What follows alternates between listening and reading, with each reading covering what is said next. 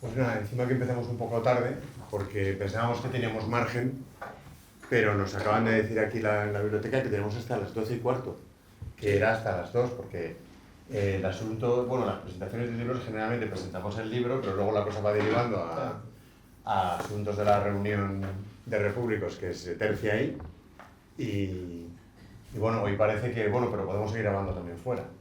Y en el bar. No pasa nada.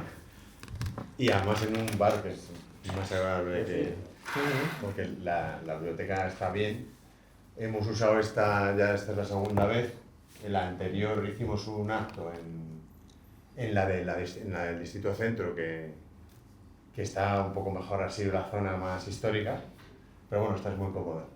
Y nada, porque no siempre tenemos seguro. Hoy le agradecemos al ayuntamiento y tal, pero a veces no siempre te las dan, ya sabéis lo que hay. Y lo que hay es un mecanismo que se llama, nosotros le llamamos servidumbre voluntaria, consenso, falta de libertad de pensamiento. Todo eso es un camino que en este libro Jesús ha ido enhebrando desde el inicio a partir de varios conceptos que ahora comentaremos. Y bueno, como Jesús es profesor de filosofía, yo creo que casi todos lo sabéis ya, y ahora estás jubilado ya, ¿verdad? Sí. O sea, has pasado a mejor vida, como decimos sí. en los funcionarios. Sí, he pasado a mejor vida, sí. Bueno, pues él además tiene un canal de YouTube para explicar filosofía. De divulgación. De divulgación pero sobre todo que es para alumnos de secundaria más bien o público, ¿no? Sí, bueno, está abierto al público, pero en su día pues lo pensé como apoyo a las clases y orientado a mis alumnos, ¿no? Pero vamos, hace muchísimos años, ¿no? Y ahí está. Asclepio, el canal se llama Asclepio con H. Asclepio, que no es, para que no sea el nombre original. Claro, para que sea más fácil de localizar, ¿no? Para que sea peculiar. Y nada, y bueno, también tienes algunas novelas. Una novela. Novela. Tengo libros de relato, pero una novela. Vale. Y bueno, pues ahora nos contarás cómo no conociste el pensamiento de Trevijano, el MCRC, etcétera, para el que no lo... Pero bueno, sobre todo el libro, que es porque tenemos algunos libros de Trevijano, sobre todo, como por ejemplo Factor Republicano, que bueno, son como más difíciles de leer, que a lo mejor había que leer el último. Pero este es incluso un libro que se puede leer antes de los de Trevijano, porque es algo accesible que va desde las primeras dudas que nos suelen surgir a la mayoría de personas para desembocar en estas ideas, porque si os fijáis, Jesús empieza primero hablando de la falta de libertad de pensamiento, del consenso, de cómo se afecta a la libertad, de cómo se activan los mecanismos de lo que de la poesía y Trevijano luego siempre aludían a la servidumbre voluntaria. Y claro, eso luego implica en otros temas como que son, digamos, como gatillos o palancas que a casi todos se nos han activado, como él habla del buenismo, habla de la manipulación del lenguaje, que está muy ligada con el consenso.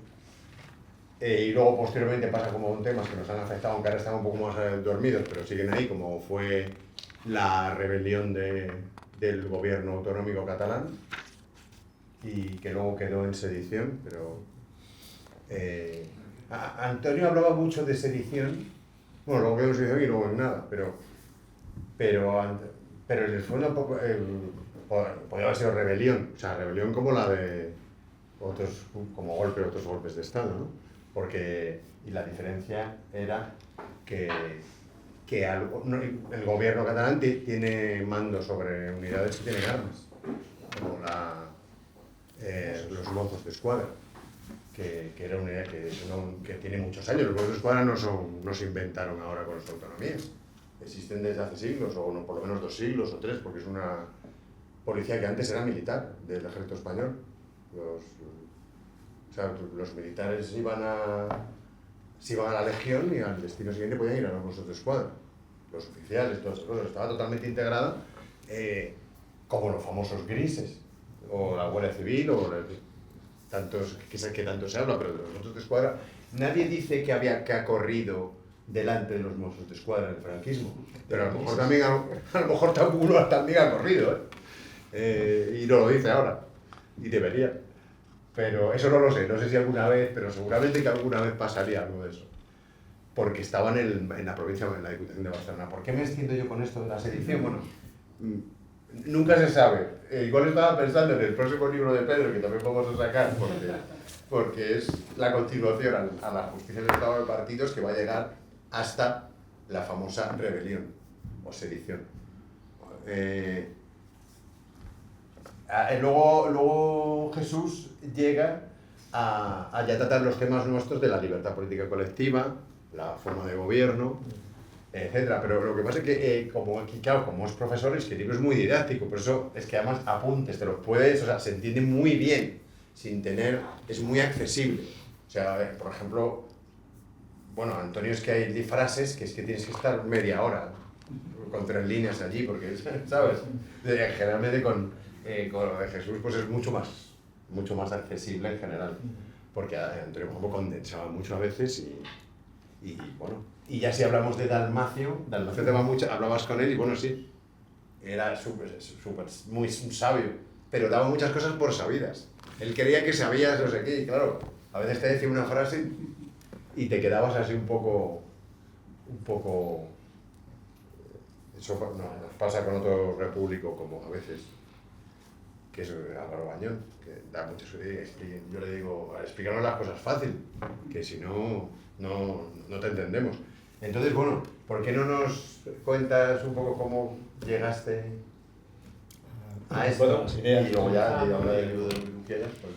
Vale, bueno, pues creo que lo he dicho en algunas otras intervenciones, pero bueno, yo conocí a Trevijano como tantos otros pues por la televisión. En fin, yo era un adolescente o muy joven, yo creo que era antes incluso de entrar en la universidad, pero eran esos programas de La Clave. Y bueno, la verdad es que impactó hasta tal punto que, aunque yo tenía ya una vocación más o menos de estudiar filosofía, pero me pensé incluso estudiar ciencias políticas, porque claro, el discurso de Trevijano era impactante, ¿no? En el sentido de que era totalmente distinto a todo lo que oías de un día para otro. Si tienes 16 años, 17 años, estás escuchando eso, pues bueno, me hice un seguidor de él, ¿no? Y bueno, luego tuve ocasión de conocerle, nada, un saludo, ¿no? En unos cursos del Escorial, ¿no? Tuve el honor de darnos la mano, nos dijo, bueno, vosotros los jóvenes sois los que tenéis que ahora que intentar mantener esto y tal. Y bueno, ahí estaremos. y nada, después le he seguido por la radio, por el que tenía en internet, ¿no? Estabais ya vosotros con el movimiento. Y bueno, a partir de Trevijano también contacté con Dalmacio, que me pareció también un gran descubrimiento, porque yo me considero, en cierto modo, discípulo de los dos, humildemente, ¿no? Porque Dalmacio va más también por esa crítica cultural, ¿no? En relación con la importancia de la religión en lo social y en lo político, ¿no? Que a mí me tira mucho también, ¿no? Y eso es un poco mis referencias, ¿no? Mis referencias políticas y filosóficas políticas pues vienen de ahí. Claro, ellos fueron puertas sobre todo para otros autores que se escuchaban menos, ¿no? Pues bueno, pues todos estos juristas alemanes, de Weimar, Carl Schmitt, Kelsen, los padres de la Constitución americana, que Hamilton, Madison, todos estos, Jefferson, pues no era lo que más se oía, digamos, académicamente, ni en institutos, ni en la universidad. Pues quien estaba idolatrado era Rousseau estaba por todas partes, que además influyó mucho en nuestra orientación educativa, ¿no? Todo nuestro planteamiento educativo y en cierto modo social, pues tiene esa inspiración del buen salvaje rousseauiano. Y nada, pues eso es un poco la referencia, ¿no? de Trevijano y Dalmacio, que todavía los escucho muy a menudo por las redes, ¿no? Siempre aprendiendo de ellos. Y Y bueno, pues os hablo un poco del libro, en poco tiempo intentaré ser muy sintético. Pues como ha dicho Juanjo, pues el libro en el fondo es una recopilación de artículos, algunos publicados, otros no, algunos son ensayos cortos, ¿no? Y lo he agrupado en cuatro temas, ¿no? Que son, uno se titula La libertad amenazada, donde es más crítica cultural, ¿no? Social, política y cultural, ¿no? Es un poco esto de lo políticamente correcto, es darle vueltas a eso, ¿no? Esto que nos está mareando y que parece que se está acabando, esperemos que se acabe, ¿no? Esta cosa del lenguaje, de estos términos que nos ponen unos enfrente de otros y que solo crean discordia, ¿no? Pero que no intentan buscar debate ni son explicativos, ¿no? Me refiero pues a todo eso, no sé, feminismo, LGTBismo, todo esto, ¿no? Que nos enganchamos ahí en esas palabras y se clausura todo debate, ¿no? Perdona que te interrumpa, sí. que ahora me acabo de... Tú tienes una frase, no sé si en este libro o en otro sí me suena una frase tuya, de los que buscan la victoria, a veces hacen guerras, pero no siempre. Pero los que buscan la discordia siempre están en guerra, o algo así, ¿no? Sí, yo tengo muy mala memoria para mis eso? propias frases, pero es que hay algunos que buscan, o sea, que cuando entras en guerra muchos buscan la victoria, pero que la paradoja muchas veces es que lo que buscamos en el conflicto es justamente mantener esa discordia, ¿no? O sea, que no se busca ganar ni siquiera, sino estar en la discordia, ¿no?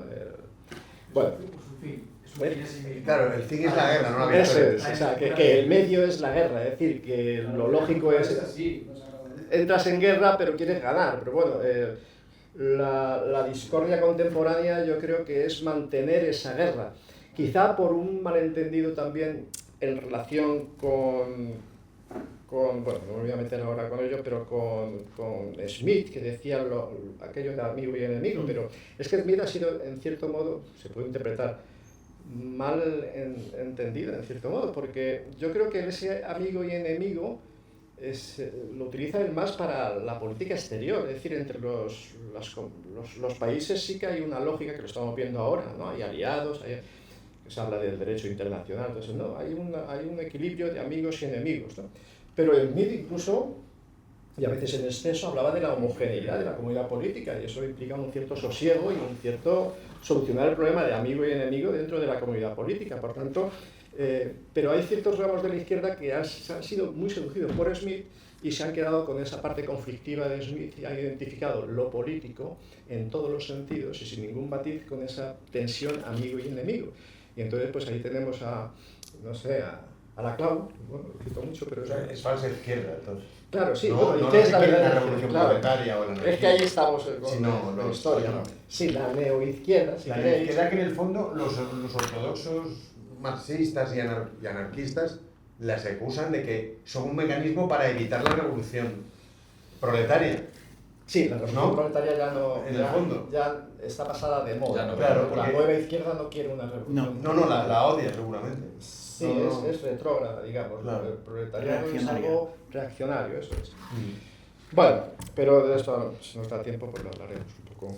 Entonces, ese primer bloque, que lo hemos titulado Libertad amenazada, pues va más por de crítica cultural, social, política.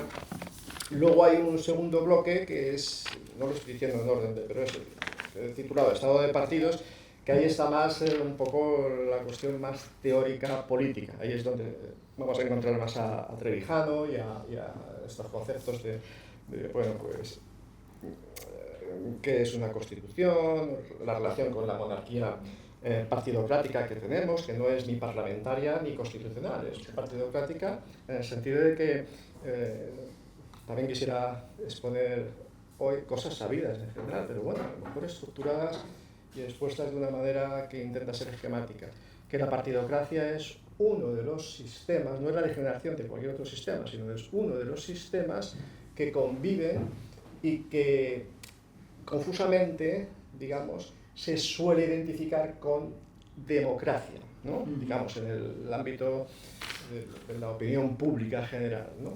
Pero que es uno de ellos, es partidocracia parlamentarismo y lo que yo prefiero llamar sistema constitucional. Intentaré justificarlo, y está justificado, ¿no? Que son tres sistemas distintos, con distinto origen, y que sí, tienen aires de familia y tienen influencias mutuas, pero son distintos. Entonces, nuestro error en relación con las palabras que designamos a las cosas, pues es eso, ¿no? Cuando decimos democracia y identificamos vagamente que todo eso es lo mismo. No es lo mismo. Las cosas se parecen, pero las cosas parecidas no son lo mismo. Y hay razones para defender que no son lo mismo, ¿no? Bueno, entonces, estos serían los dos bloques en que yo me he centrado más, y a lo mejor voy a hablar un poco sobre esos dos bloques. Y luego hay uno sobre la enseñanza, claro, lo que me toca, pues ahí descargo un poco mi experiencia como profesor y hablo un poco, criticando un poco lo que es la enseñanza que conozco, la enseñanza pública, de secundaria, de bachillerato. Y el último sí que era una referencia a la cuestión catalana, porque se habla también de cuestión política, pues de la secesión, intento de secesión, otra vez las palabras, ¿no? Tiene mucha importancia las palabras, pero es que cuando decimos independentismo estamos dando por sentado que hay una nación que ha subordinado a otra, en cierto modo la está explotando, entonces tiene cierto derecho, ¿no?, reconocido en la ONU, etc., por independizarse de aquel que le tiene sometido, ¿no? Pero, entonces utilizamos esas palabras y nos van colando, pero no, es secesión. Secesión es partir algo que es un todo. Entonces cualquier país, cualquier estado, de hecho, si hay una parte que quiere separarse, no quiere independizarse. ¿Independizarse de quién? Se parte un trozo y entonces se secesiona, ¿no? Entonces, bueno, lo curioso es que, digamos, los enemigos o los enemigos o los que están en un lado de la contienda asumen el lenguaje de sus enemigos, y eso es de una manera muy natural, ¿no? En televisión, no, es que los independentistas, si te está hablando alguien que está en contra del secesionismo, en fin, ese tipo de cosas, yo creo que insiste un poco, ¿no?, en la cuestión del lenguaje, pero... Bueno, entonces, estos son los 4 bloques. Yo intentaré hablar un poco e intentaré unirlos, a ver si me sale bien en este poco tiempo, de la crítica cultural, y luego unirlo un poco con esto que ya he adelantado de la cuestión de las 3 formas políticas que se suelen denominar democracia moderna, ¿no?, para diferenciarla del antiguo. Y bueno, empezando por la crítica cultural, o sea, la base de mi crítica cultural es una crítica a la modernidad. ¿Quiere decir que la modernidad es mala en todos sus aspectos? No, pero en la crítica me voy a fijar en las cosas que sí que son, que considero nocivas, ¿no?, analizando la situación de hecho. Entonces, vamos a ver, empezamos por el principio, ¿no? Una comunidad humana siempre tiene un ethos o una forma una moral, decimos, diferenciándolo de ética, una serie de normas colectivas, una forma de ver el mundo, unas costumbres, ¿no? El origen de esas costumbres podemos indagar y eso ya es tarea antropológica, podemos decir que es luminosa y religiosa, o podemos decir que es funcional. Entonces estamos con el materialismo antropológico, ¿no? Es decir, son cosas que hacemos porque convienen a la comunidad. Y finalmente, de tanto hacerlas, de acostumbrarnos a hacerlas, hacemos lo que hacemos y se convierte en lo que debemos hacer. Digamos que toda comunidad, somos sobre todo comunitarios, y toda comunidad va conformando un ethos, una forma de ver el mundo, una forma de relacionarse, una normativa, si acaso asumida, no hace falta que esté catalogada, de lo que se debe hacer, cómo nos saludamos, cómo nos movemos, Bien, eso es importante. ¿Qué hay más en toda comunidad, haciendo una especie de fenomenología? ¿Qué encontramos en toda comunidad, sobre todo si vamos más atrás, ¿no? Encontramos eso, encontramos el fenómeno religioso. El fenómeno religioso está en toda comunidad originariamente. Volvemos otra vez a lo mismo. Las razones, bueno, pues desde un punto de vista religioso, pues alguien pensará, pues bueno, pues existe Dios, existen los espíritus, y desde un punto de vista sociológico y antropológico, pues encontraremos otras explicaciones, ¿no? A mí me gusta mucho la explicación de René Girard, que es un autor del que también hablaba mucho de Dalmacio y que me resulta muy sugerente. René Girard nos dice que la cultura y, digamos, la civilización, la cultura, empieza con la religión, con el sacrificio. Es decir, hay un sacrificio de un chivo expiatorio, alguien que se le considera el mal, el que ha producido todos los males de la sociedad. Antes, de eso, hay una tensión cíclica en las comunidades, que esa tensión cíclica la llama crisis mimética, es decir, hay una incomodidad en las comunidades cíclicamente que nosotros lo podemos ver cuando estamos conviviendo mucho tiempo con mucha gente, aunque nos llevemos muy bien, siempre tiende a haber conflictos, es decir, esa crisis mimética se soluciona, porque si no, el ser humano no habría llegado a ser, porque la violencia hubiera provocado que no hubiéramos avanzado. Es una especie de vacuna la violencia, por un rito sacrificial, o sea, por un asesinato colectivo. Ese asesinato colectivo luego se ritualiza y conforma el núcleo de la religión. Abstracto, la palabra religión es muy equívoca, ¿no? Pero digamos, de lo luminoso, del misterio, de lo luminoso, de lo trascendente, ¿no? Bien, pues la religión, por un lado, el ethos, y podríamos decir lo político en el sentido básico, de lo que, tal como lo decía también Dalmacio, ¿no? de la relación mando y obediencia, es decir, en ese sentido abstracto, una comunidad tiene que haber, en cierto modo, alguien que mande y que ordene, o sea, que tenga la potestad, ¿no? Bueno, pues tenemos potestad, por un lado, ethos o moral, y tenemos la religión. Eso originariamente está, pero si avanzamos en la historia lo vamos a encontrar de una manera más compleja, etc., ¿no? Nosotros a veces no lo vemos porque somos excepción. En cierto modo, Occidente y la modernidad han intentado hacer una excepción a eso, un nuevo invento. Uno de los inventos es intentar eliminar la religión. Otro de los inventos es intentar crear un ethos artificial, por decirlo de algún modo. Nosotros lo llamamos racional, ilustrado, pero es intentar crear un ethos artificial. Bien, pero eso nosotros lo vemos normal, pero eso es excepcional. Si vamos hacia atrás en la historia vamos a encontrar siempre estos elementos.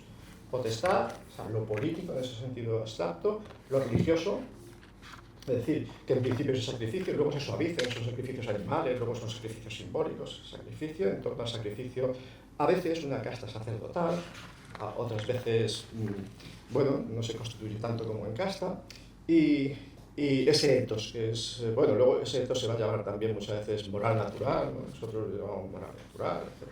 Bueno, ¿qué ocurre en la modernidad? En la modernidad hay un deslumbramiento de lo que llamamos razón.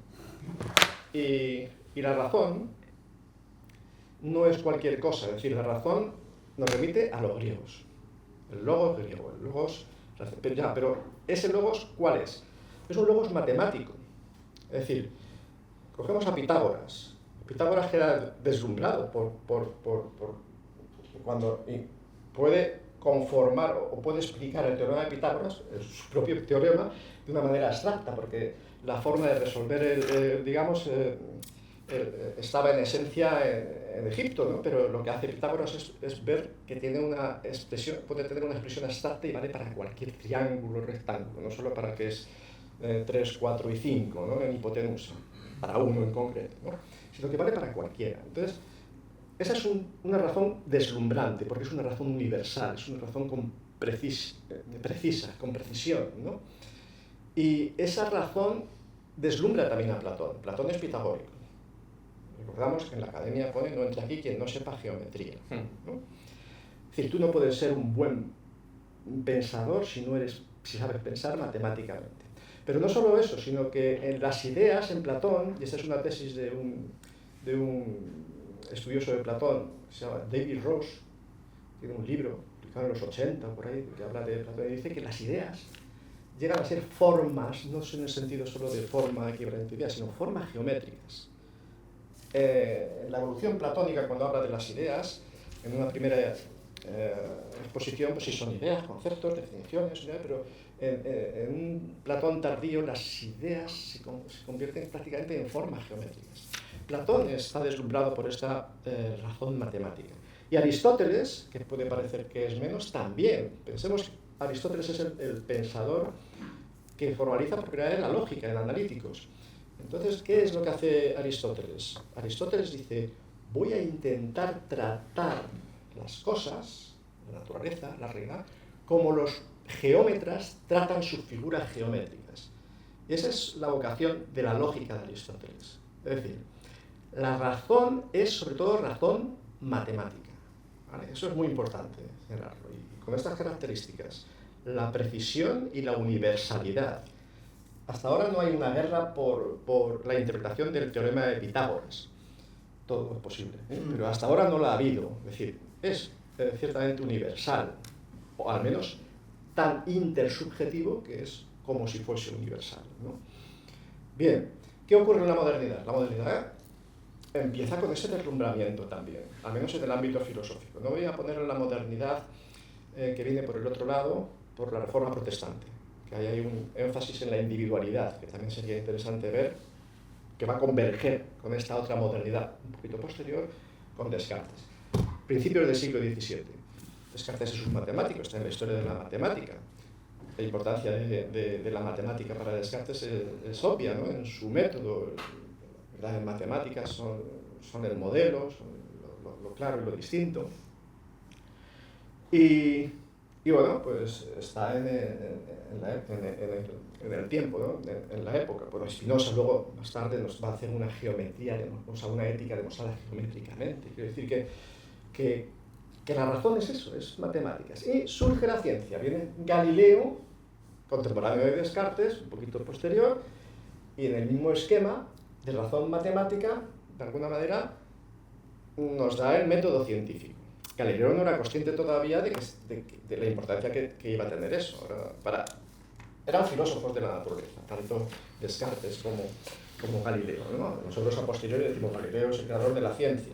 Pero Galileo está en este esquema de deslumbramiento por la matemática. La naturaleza está escrita con caracteres matemáticos, decía Galileo, y la matemática es la gran razón. Bien, y ahora nos va a deslumbrar más, porque la ciencia va a tener un auge, y con Newton se va a cerrar brillantemente, ¿no? Entonces vamos a tener una ciencia física de la naturaleza que va a producir además progreso, un conocimiento que luego vendrán los positivistas y dirán positivo, es decir, que se atiene a lo que hay, ¿no? Anda con fantasías filosóficas, ¿no? Y la cuestión es que esa ciencia es muy eficaz, o ese conocimiento, esa razón es muy eficaz, pero el fallo, creo yo, de la modernidad, si queréis, la segunda modernidad, llegamos al siglo XVIII, ¿no?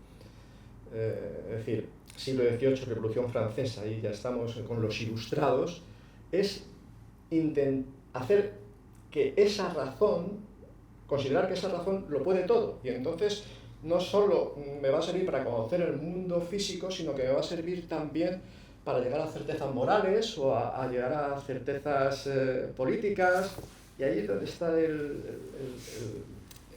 yo el fallo. Hay un desprecio generalizado a la religión. No digo yo que no mereciera crítica, es decir, no me voy a poner en una postura que podría, ¿no? Reaccionaria, pero hay un desprecio. Puede uno cuestionar algo sin despreciarlo, como diciendo, esto se puede modificar, o hay cosas malas o buenas, pero se desprecia, se menosprecia, ¿no?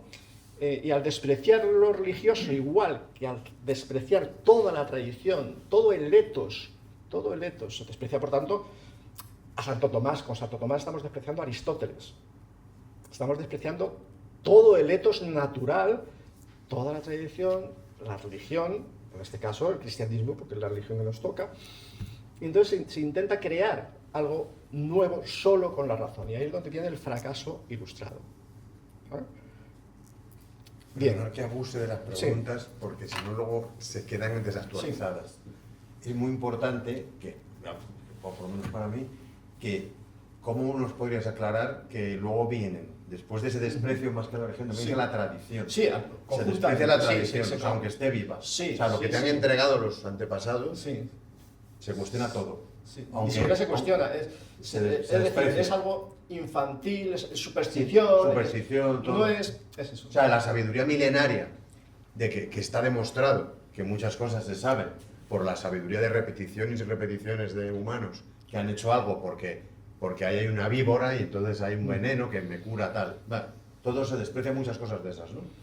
Pero luego vienen pensadores como Marx, no sé, porque no sé mucho yo de Marx, pero viene gente como Lenin y dice que hay que apoyarse en la tradición, y Trevijano igual. Sí. Entonces, pero que ese proceso, ¿por qué? Porque ya dicen, estos se han equivocado, ese desprecio no es verdad, ¿no? Sí. Bueno, yo creo que Trevijano decía eso, también lo decía Lenin, que siendo menos ingenuo que el arquetipo del revolucionario que intenta empezar desde cero. Lo que quería decir Trevijano es que si quieres ser un verdadero, creo que lo estoy interpretando, si quieres ser un verdadero revolucionario, si quieres real, porque la tradición nunca es estática, la tradición cambia y bueno, ese cambio tiene que ser a golpe, lo podemos llamar reforma o revolución, pero tiene que ser el cambio. Entonces, para que los cambios sean efectivos, si tú tienes un sentido, quieres cambiar las cosas y te identificas con un verdadero revolucionario y dices, no menosprecies la tradición, tienes que enganchar con la tradición, pero de otra forma. Porque la tradición cambia porque cada generación... Tradición quiere decir entrega, ¿no? Pedro, la traditio. Es entrega, entonces cada generación entrega a la siguiente lo anterior y añade algo. Claro. Entonces, claro, ¿cómo vas a despreciar eso? Sí, es continua. La tradición, claro. A veces alguna tradición es de tu padre, nada más, no va más atrás. Sí, pero... Hay una tradición que se va formando todo el rato, ¿no? Claro, es absurdo lo que decían. Pero el sentido común nos dice que hay cosas que hay que cambiar, hay que tener precaución, hay que ser prudente. Es decir, hay una frase que dice, si ves un muro en un sitio, y ves que no sirve para nada, bueno, pues a lo mejor no sirve para nada, pero no lo tires inmediatamente. Exacto. Intenta ver a ver qué pasa, porque si está ahí, a lo mejor es por algo, ¿no? Claro. Pues esa precaución, digamos, en la modernidad se rompe. Es decir, lo nuevo es bueno por ser nuevo, lo antiguo es malo por ser antiguo, ¿no? Hay una ruptura mental, ¿no? Nunca habíamos pensado así, quizá, en Occidente, ¿no? Bueno, pues hay una tradición, se puede dialogar con ella, se puede modificar, criticar, pero aquí es una especie de adanismo, ¿no? Y este adanismo, sobre todo en lo político y en lo social, prestigia la tradición, la religión, la historia en sí misma, y claro, es que la razón moral, en filosofía, la razón práctica no es precisa, no es universal, no es universal. Y no es... como habíamos dicho antes, bueno, no es precisa, no tiene infalible, no se puede. Claro, no es demostrativa, no surge no nos da juicios determinantes como la ciencia, ¿no? Por utilizar el lenguaje de Kant, nos da juicios reflexionantes, juicios que no tienen prueba, juicios que a mí me parece y que es posible que a ti también, pero sobre todo porque estamos con el mismo etos. Cuando se rompa el etos común, el teorema de Pitágoras sobrevive, pero lo moral ya es más complicado. O sea, las verdades morales ya es más complicado. Y lo político también. Es decir, ¿qué es lo que surge en el siglo XVIII? Pues este anhelo utopista, ¿no? Y además, fijaos que luego vienen los filósofos contractualistas y están otra vez empezando desde cero. Y otro error también de la modernidad, y es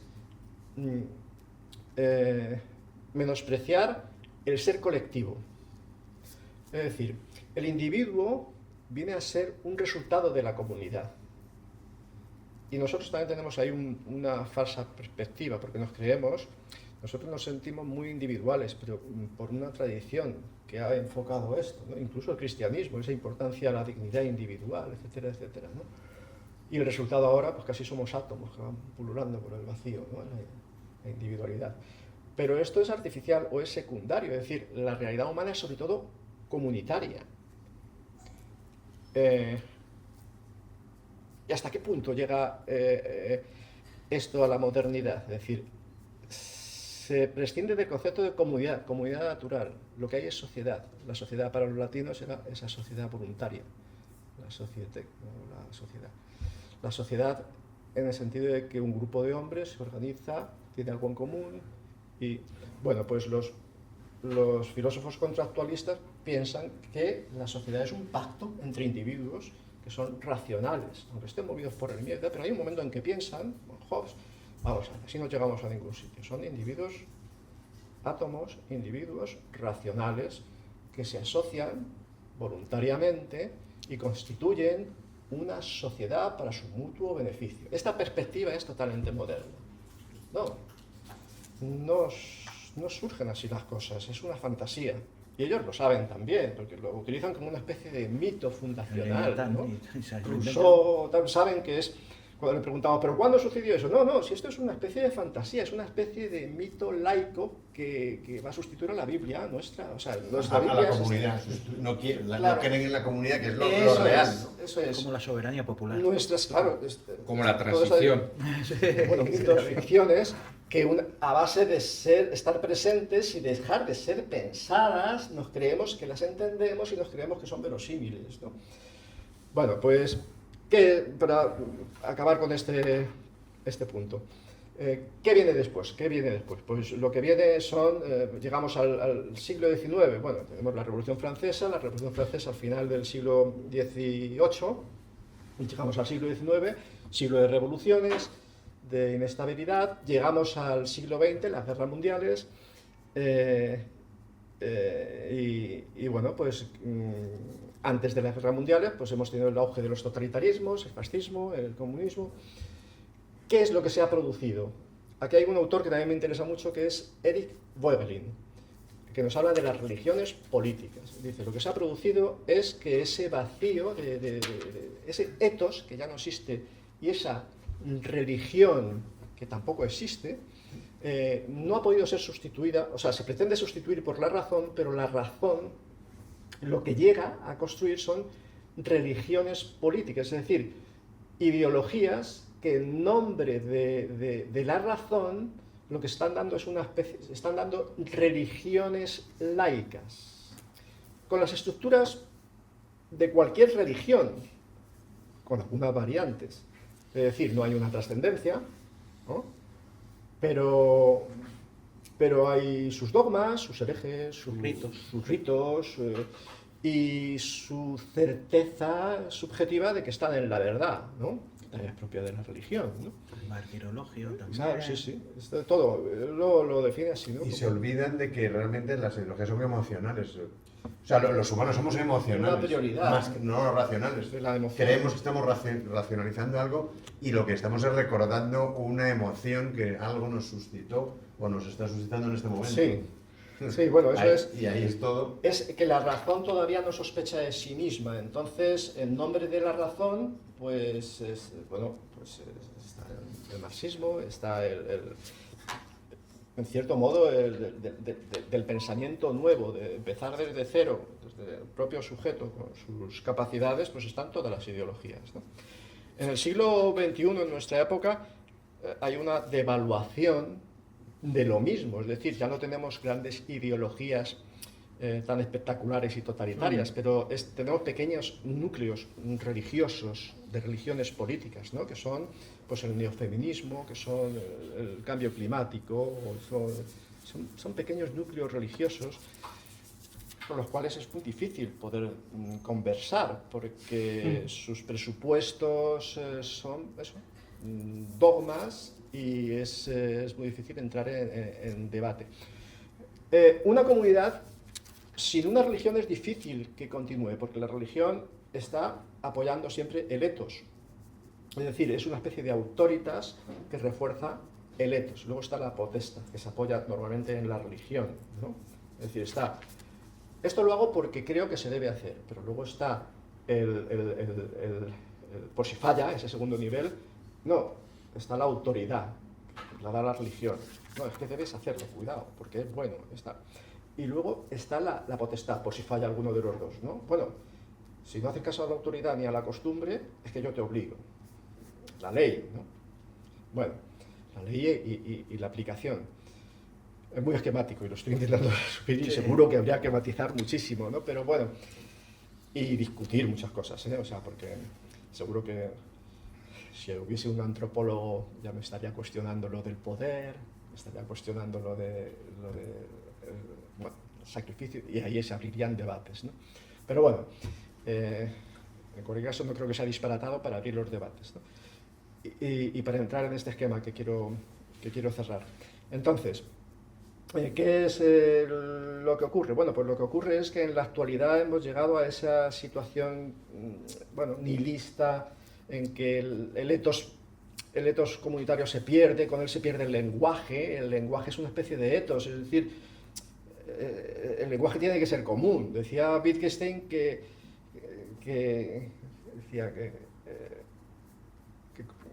bueno, ya no me acuerdo, en relación con el lenguaje, que no podemos tener, o sea, el ser humano tiene un lenguaje, pero no podemos tener 1000 lenguajes, es decir, tiene que haber un lenguaje para que sea común a todo el grupo, ¿no? Y lo que estamos perdiendo son las referencias reales, estamos perdiendo si queréis, en el esquema clásico, la referencia, la objetividad y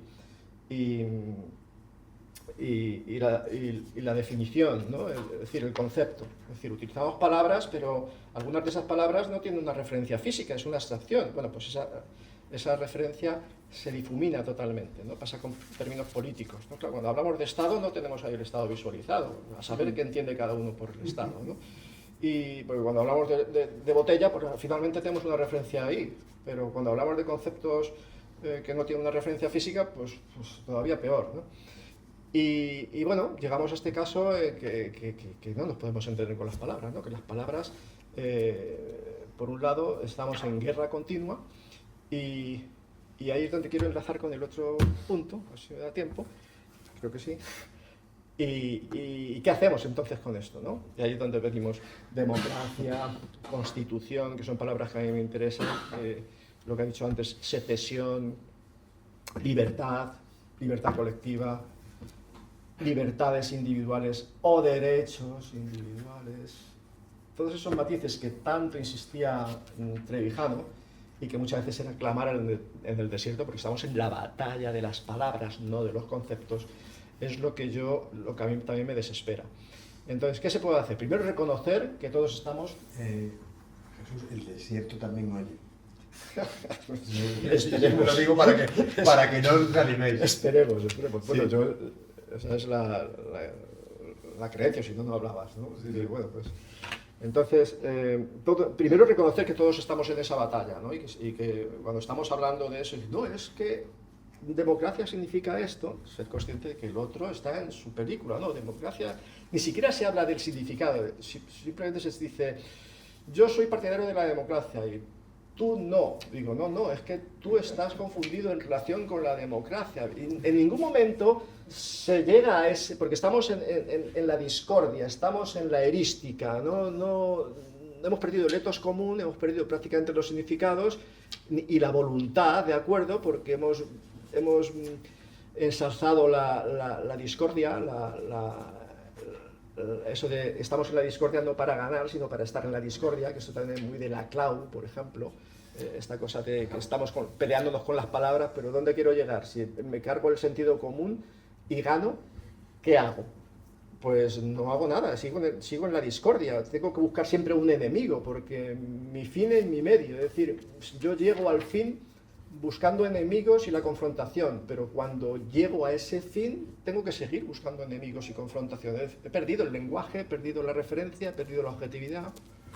Bueno, entonces primero es reconocer eso, estamos en esa lucha y luego intentar, somos actores, ciudadanos, que estamos en esa lucha y todos nos reconocemos en ello. No, pero democracia, no, tú eres demócrata, no, tú no eres demócrata, tú eres de izquierdas, tú eres de derechas, no, el que no eres de izquierdas eres tú, el que no eres de derechas, y ahí nos quedamos, muchas veces. Entonces, digo, bueno, esto es muy clásico, pero ¿qué es ser de derechas o qué es ser de izquierdas? ¿O qué es ser demócrata o qué no lo es? Entonces yo intento hacer, no solo ser actor, sino, dice, bueno, ¿qué se puede hacer? Pues intentar ser espectador. Espectador, cuando somos espectadores intentamos dar un juicio más equilibrado. Es decir, Sí, eso es como ponerse en el lugar de privilegiado. Ah, tú eres espectador. Bueno, pero desde la postura del espectador se pueden establecer debates, por lo menos, ¿no? No es una cuestión, yo soy espectador, lo soy todo. No, pero me pongo en el lugar del espectador, intento ver la batalla y a partir de ahí podemos debatir, quizá, ¿no? Claro, si no, ¿qué podemos hacer? Bueno, entonces esa postura del espectador es muy también de Hannah Arendt, por ejemplo, ¿no? Es decir, el ponernos la capacidad de juicio, la capacidad de juzgar, ponernos en una situación como si no fuésemos los actores. Es decir, incluso Kant también lo utiliza cuando habla de la Revolución Francesa. Dice, pero Kant, tú en la Revolución Francesa estás con uno de los dos bandos, ¿no? Dice, sí, yo estoy digamos, con el pueblo, ¿no? Están ahí, pero fíjate las cosas que están haciendo, ¿no? Dice, sí, yo como actor nunca podría hacer ninguna de esas cosas que está haciendo el grupo que yo estoy defendiendo. Es un conflicto, ¿verdad? O sea, yo digo, ¿eres partidario de la revolución? Dice Kant, sí, parece un progreso. Dice, joder, pero están haciendo atrocidades. Le decía a sus amigos acá, están haciendo atrocidades cuando estaba la revolución. Crueldades, el terror. Dice, eso no lo podría hacer. Mi yo actor, yo como no lo podría hacer, no lo podría justificar. Es más, no podría justificar la ruptura de ninguna ley, aunque fuese una tiranía. Kant no se pone en el lugar del espectador y dice, no, ahora, una vez que ocurre, pues habrá que asumir esa nueva ley, pero está en esa contradicción. Bueno, pues esa contradicción es la que nos puede intentar, o intento yo que me salve, ¿no? Es decir, vale, yo estoy en la batalla y también discuto y me cabreo y tal, y digo, pero vale, venga, vamos a intentar ponernos en ese otro nivel y ponernos en el lugar del espectador. Y si nos ponemos en el lugar del espectador, sabemos que las palabras tienen su origen, que estamos en un contexto histórico, que estamos en un etos, que lo vamos perdiendo, pero que lo podemos reconocer si a poco que vayamos para atrás. Y eso nos da una razón narrativa, no una razón aséptica. La razón matemática es aséptica, no sirve para la moral, no sirve para la política. Tiene que ser una razón narrativa. Y Ortega, una razón histórica, una razón narrativa. Etimológica, histórica, como queramos. Entonces, ¿cómo lo voy a poner a prueba en estos 10 minutos que me quedan? Pues en relación con esto que hemos hablado de los tres conceptos que solemos, para intentar ver cómo diferenciamos la palabra constitución, que va a salir, cómo diferenciamos la palabra, cómo tenemos que coger con pinzas la palabra democracia, aunque como actor yo voy a defender una, pero reconociendo que otros pueden defenderla también, si quieren entrar en debate otra contraria, ¿no? Pero lo que interesa es definir los conceptos y las realidades, para luego, una vez que tienes esos conceptos, poder elegir lo que te parece a ti mejor. A lo mejor no te parece mejor eso, y a mí sí, pero en fin, por lo menos reconocer, no engañarnos. Entonces, generalmente se confunde el sistema parlamentario, el sistema que yo llamo constitucional, o que se llama constitucional, y el sistema partidocrático. Son tres sistemas distintos que tienen sus influencias, pero que tienen sus orígenes distintos. El primero que podemos marcar su origen es el sistema parlamentario. ¿Dónde está la semilla, digamos, del sistema parlamentario? Pues fijaos, se habla de la tradición inglesa, ¿no? Se habla de la Carta Magna de Juan Sin Tierra, en 1215, me parece, ¿no? Bien, se habla de la Carta Magna, ¿no? Los señores, los varones presionan al rey de Inglaterra, entonces hay una primera Carta de Derechos, hay una semilla de asamblea, vale. Esto ha sido lo que yo siempre he pensado, me han enseñado libros, colegios, pero hace poco pues, ha surgido esta cosa de León, ¿no? De que algunos años antes, y con más razón, se puede decir que el parlamentarismo surge en León, ¿no? Con el Alfonso IX de León, que justamente tiene una innovación en relación con Juan Sin Tierra, y es que sí que convoca una curia regia, pero en esa curia no solo están los varones nobles, no solo están los señores eclesiásticos o el clero, sino que introduce la plebe, o introduce los cibes, ¿no? Los ciudadanos, ¿no? O sea, el pueblo llano, el tercer estado. ahí es donde se puede decir que está la semilla, constituye una especie de parlamento ocasional. Luego más adelante ese parlamento se va a hacer, en Inglaterra, no sé, 80 años después, se va a hacer permanente, ¿no? Pero la semilla del parlamentarismo está ahí. Y de la representación política. ¿Cómo era la representación política cuando el parlamento medieval se va acentuando, o sea, se va estabilizando? Sobre todo en Reino Unido, en España, en Francia, con los estados generales. La representación política es esto, es el contrato de los representados al representante. El representante es un delegado, tiene que ir con sus cuadernos, cosas apuntadas, y si eso no funciona, si eso no se cumple, el otro tiene problemas cuando llega al pueblo. Tiene problemas jurídicos y a veces más que jurídicos, le pueden mantear o le pueden dar pal pelo. Es decir, hay eso que se llama mandato imperativo, ¿no? Es decir, los representantes originarios en el Parlamento surge la representación, y hay un mandato imperativo, y ese mandato imperativo quiere decir que tú eres un delegado y que tienes que obedecer a quien representas, que es, en este caso pues son los ciudadanos. Bien, ahí está el origen del parlamentarismo. El parlamentarismo arquetípico actual pues lo identificamos con Reino Unido. Reino Unido, ¿qué es la identificación, lo propio del parlamentarismo en diferencia con otros sistemas hermanos? Pues que el Ejecutivo y el Legislativo no son independientes, ¿vale?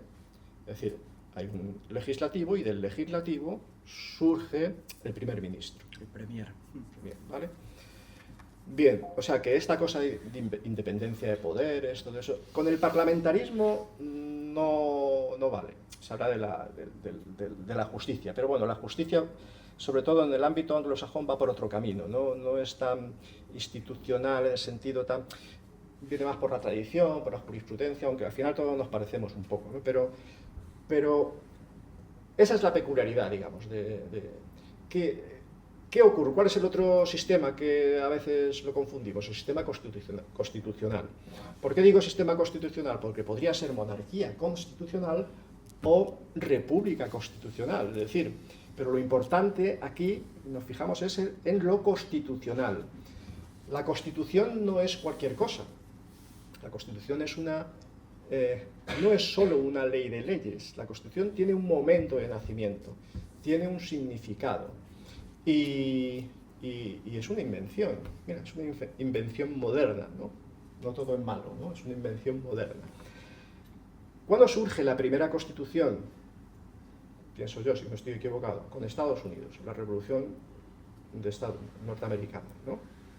1788, no sé si se pone en práctica en el 89, coincide con el inicio de la Revolución Francesa, pero se firma antes. Bueno, pues ahí tenemos esa primera Constitución. ¿Y qué es lo que marca esa Constitución? Constituye, decimos, no la nación, no el país, no el pueblo, lo que constituye es el poder. Hay un afán de reconstituir el poder, de inventarnos un poder nuevo para salvaguardar nuestra libertad. ¿Y cómo se consigue eso? Pues eso, independizando los poderes básicos, sobre todo el Ejecutivo y el Legislativo, ¿no? Entonces tenemos al presidente, que se elige, y a los diputados, si queréis, los representantes que se eligen, ¿vale? Bien, en Europa, luego vendrá la Constitución polaca. Se habla poco de la polaca, pero es la segunda Constitución. La segunda Constitución del año de Francia, 2 o 3 meses antes. 1791 también. Y bueno, es una monarquía constitucional. Lo importante, fijaos, es que los poderes están separados. O sea, puede ser un monarca electo, como en Estados Unidos, o puede ser un monarca hereditario, pero aquí lo fundamental es que no es un poder absoluto, es un poder limitado por otro poder, ¿vale? Por eso es monarquía constitucional, que no es monarquía parlamentaria, es constitucional. Y duró muy poco, y luego está la francesa, que del 1791, que también duró muy poco, pero que también en principio era monarquía constitucional, aunque ahí está ya el nombre de república, incluso se le decía era un rey republicano, así un poco en chanza se le decía al rey, a Luis XVI, ¿no? Pero estamos en una monarquía constitucional. Y luego viene la cuarta, la parte que nos toca, ¿no? Que es la Constitución de Cádiz. o la PEPA, otra monarquía constitucional, ¿no? Además va a servir de modelo para muchas otras revoluciones, incluso americanas, etc. Ahí está el origen del constitucionalismo, y el constitucionalismo está dividiendo los poderes y está dando representación política en el legislativo. Eso, diríamos, es lo fundamental. Eso ya estaba en el parlamentarismo, pero lo asume.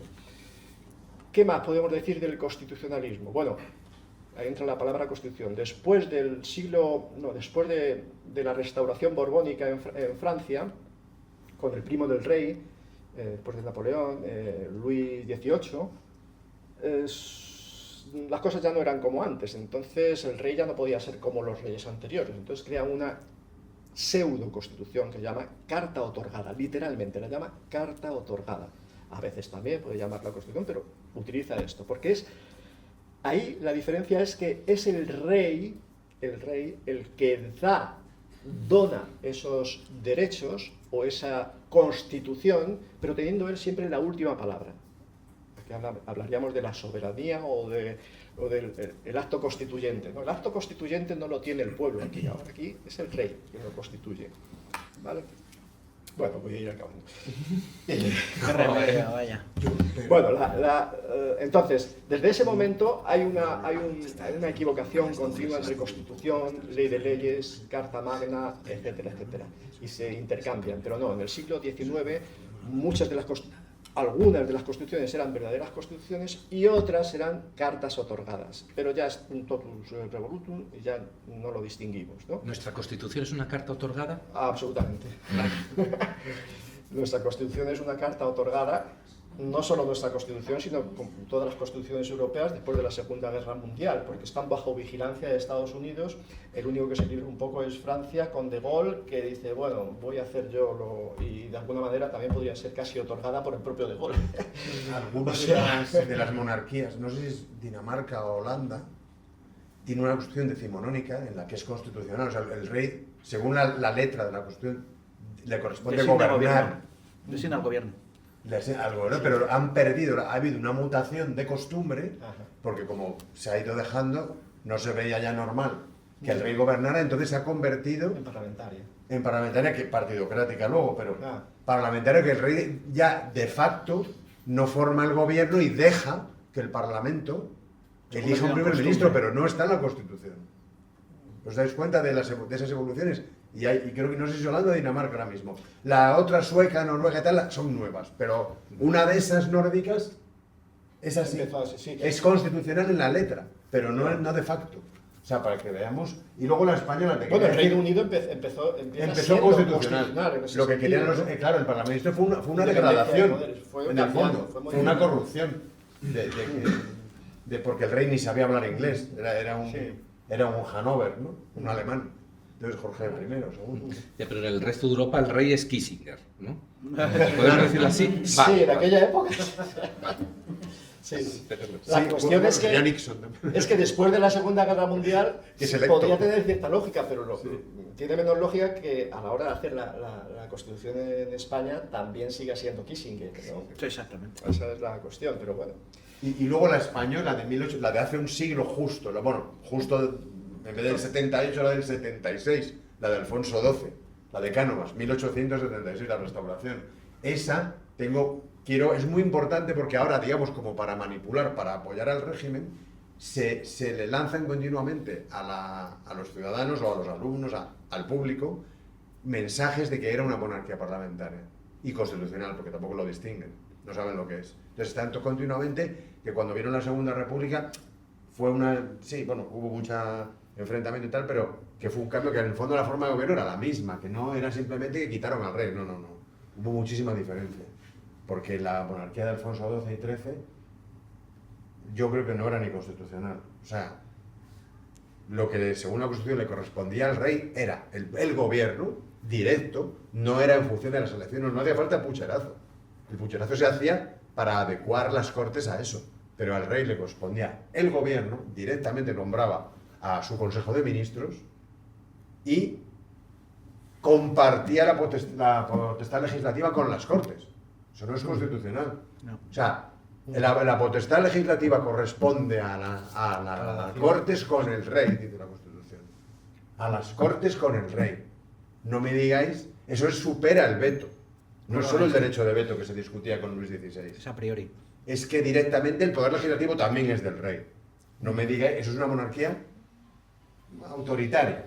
Bueno, en Reino Unido se dice que nunca se dice. Se dice, en relación al mando, no sé cómo se expresa ahora, que es la reina en el Parlamento, o el rey en el Parlamento, como queriendo decir que ni el rey solo, ni el Parlamento solo tienen la potestad suficiente para ciertas cosas, que es la reina o el rey en el Parlamento. O sea, como que lo que surge del Parlamento con el rey, es decir, tiene que haber una especie de acuerdo, ¿sí? Eso es lo que tiene poder. Cuando la reina va al Parlamento llama y le abren. Eso A la tercera. a Le abren a la tercera. A las dos primeras no le Si abren. tú eres la reina, pero el rey, bueno, el rey o la reina es igual. Sí. Pero yo soy el que te dejo entrar. Le abren a la tercera, por Esa eso es es. la- Lo único, una aclaración por la cuestión esta de la Constitución, que bueno, la Constitución está más ligada a Estados Unidos, a las constituciones que hemos nombrado, etc. Reino Unido va por libre, no hay una constitución escrita como tal, No. sino que es la jurisprudencia. Ellos remiten siempre idílicamente o fantasiosamente a la Carta Magna, yo creo, ¿no? Como que todo eso a partir de ahí se va reformando, luego llega Guillermo de Orange y luego se va reformando todo. Es una serie de reformas, tradiciones, costumbres asumidas y hasta ahora les ha funcionado. ¿Cómo Es una no? peculiaridad, ¿no? Pero es como eso, muy peculiar, pero no tienen una fundación de constitución y a partir de cuál es especie de empezar desde cero, ¿no? Como ocurre en Estados Unidos, por ejemplo, ¿no? Yo Y te por- quería preguntar eso, si Sí. Guillermo de Orange, en el año 1689, no sería ya la primera monarquía constitucional. O sea, te quería preguntar por Amadeo de Saboya. Sí, bueno, yo ahí ya me pierdo un poco, ¿no? Pero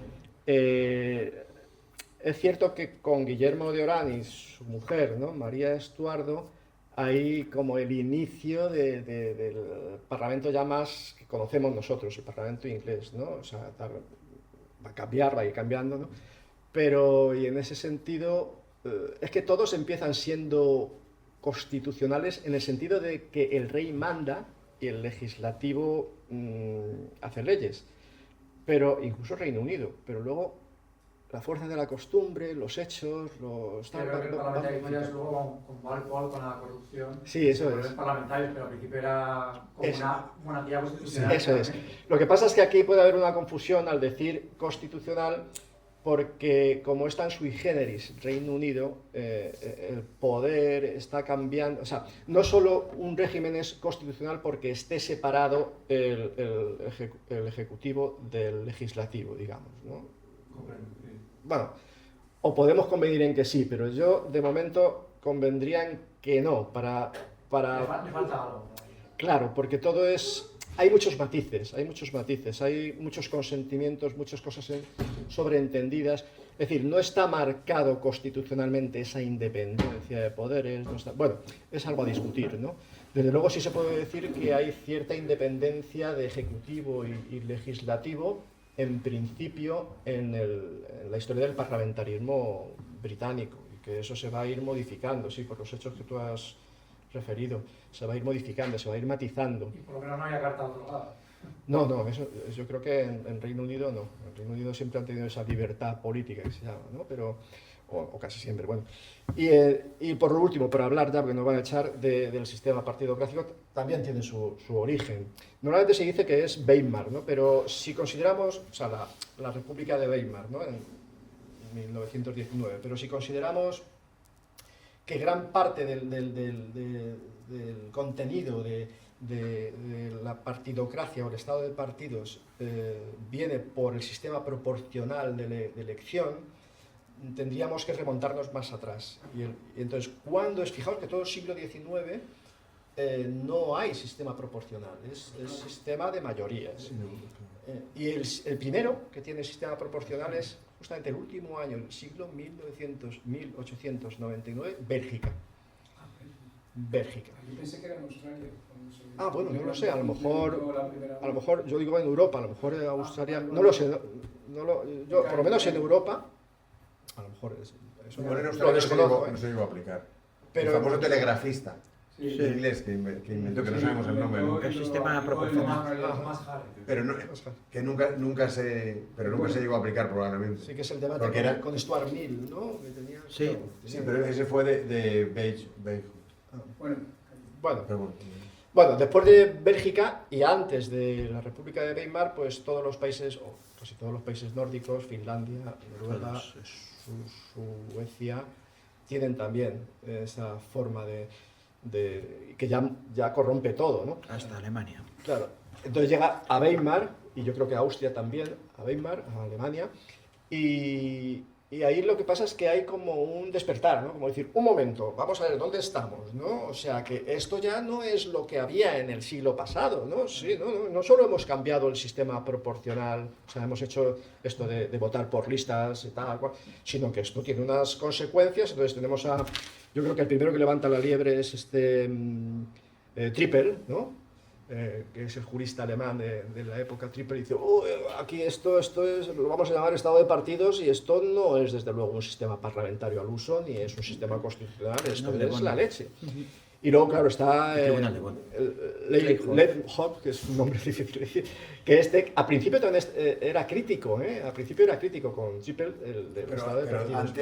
antes de la guerra. Sí, ¿no? sí. Leibholz, de joven, estaba en contra del sistema proporcional. Sí. Cuando era. Pero luego En los años 20. luego ya cuando Cuando está en el Tribunal era Constitucional. un gran defensor, claro. Y luego, del claro, Tribunal después de la Guerra Mundial. Después de la Guerra Mundial, que fue el primer presidente del Tribunal Constitucional de la Alemania En Bonn, sí. occidental, pues era un gran defensor, e incluso hacía encaje de bolillos para intentar defenderlo, y nos decía que no hay representación, pero hay algo mejor, que es Integración. integración, que es una forma de que funcionen las sociedades grandes, con muchos habitantes, para integrar a las masas, y que casi es un sistema plebiscitario, y que casi esto es... o sea, Y entonces podemos decir que el fascismo tiene, con la integración de las masas en el Estado, nace la República de Weimar. Es al revés. Es al revés. Quiero decir, Sí, pero bueno, lo que se aprovecha es para cambiar. se aprovecha la... Bueno, se acabó, me parece. Bueno, pues más o menos, vamos a ver si...